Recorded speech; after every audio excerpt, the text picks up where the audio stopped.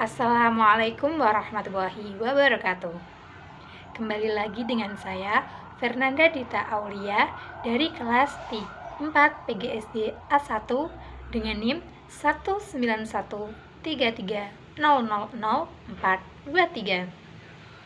Pada video kali ini, saya akan mempresentasikan mengenai model pembelajaran inquiry-based learning. Nah, ada yang tahu belum apa itu inquiry-based learning?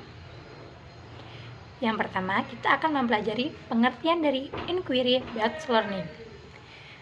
Inquiry-based learning merupakan kegiatan pembelajaran yang memfasilitasi peserta didik untuk mengajukan pertanyaan, melakukan penyelidikan atau pencarian, eksperimen, hingga penelitian secara mandiri untuk mendapatkan pengetahuan yang mereka butuhkan.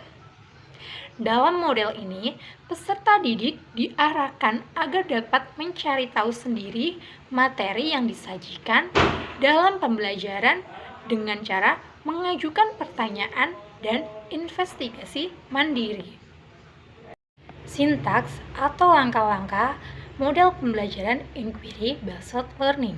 Yang pertama, exploration tutorial. Dalam tahap ini, siswa akan melakukan kegiatan eksplorasi untuk menemukan sesuatu yang baru berdasarkan pemahaman awal yang dia miliki. Yang kedua, self-directed learning.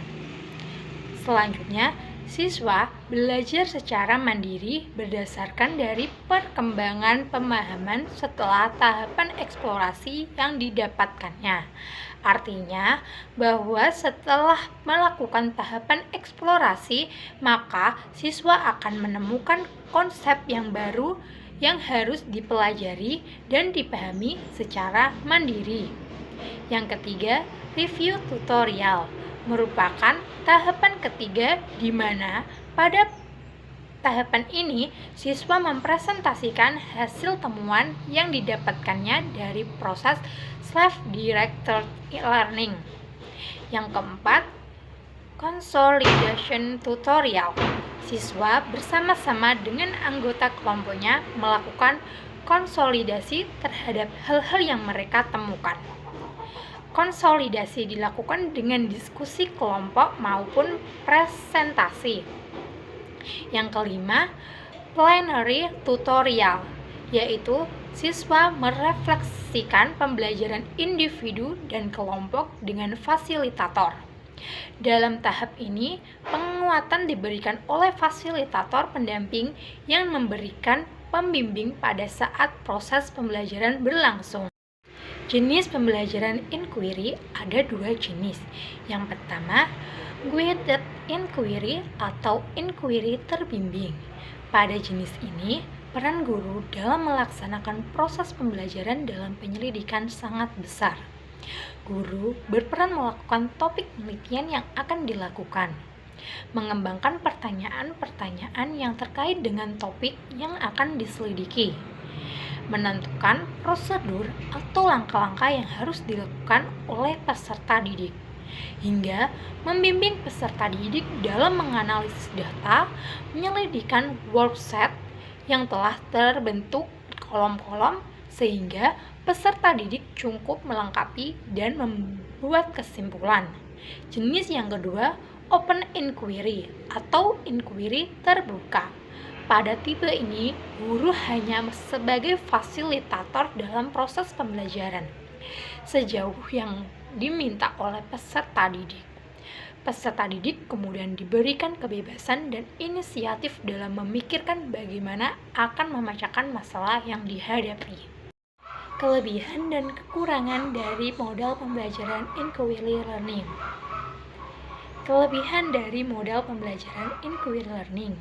Yang pertama, dapat membentuk dan mengembangkan pada diri siswa, sehingga siswa dapat mengerti tentang konsep dasar dan ide-ide pokok dengan lebih baik. Yang kedua, membantu dalam menggunakan ingatan dan transfer pada situasi proses belajar yang baru. Yang ketiga, mendorong siswa untuk berpikir dan bekerja atas inisiatifnya sendiri, bersikap objektif, jujur, dan terbuka. Yang keempat, mendorong siswa untuk berpikir inisiatif dan merumuskan hipotesanya sendiri. Yang kelima, memberikan kepuasan yang bersifat intrinsik. Yang keenam, situasi proses belajar lebih merangsang. Yang ketujuh, dapat mengembangkan bakat atau kecakapan individu. 8. Memberikan kebebasan siswa untuk belajar sendiri. Yang kesembilan, dapat menghindari siswa dari cara-cara belajar yang tradisional. Yang terakhir atau yang ke-10, dapat memberikan waktu pada siswa secukupnya sehingga dapat mengasimilasi dan mengakomodasi informasi. Selain memiliki keunggulan, model pembelajaran inquiry learning juga memiliki beberapa kelemahan. Yang pertama, kesulitan pengontrolan kegiatan dan keberhasilan peserta didik. Yang kedua, model pembelajaran inquiry sulit dilaksanakan karena terbentur dengan kebiasaan peserta didik dalam belajar. Yang ketiga, terkadang dalam implementasinya memerlukan waktu yang panjang, sehingga sering peserta didik sulit menyesuaikannya dengan waktu yang telah ditentukan.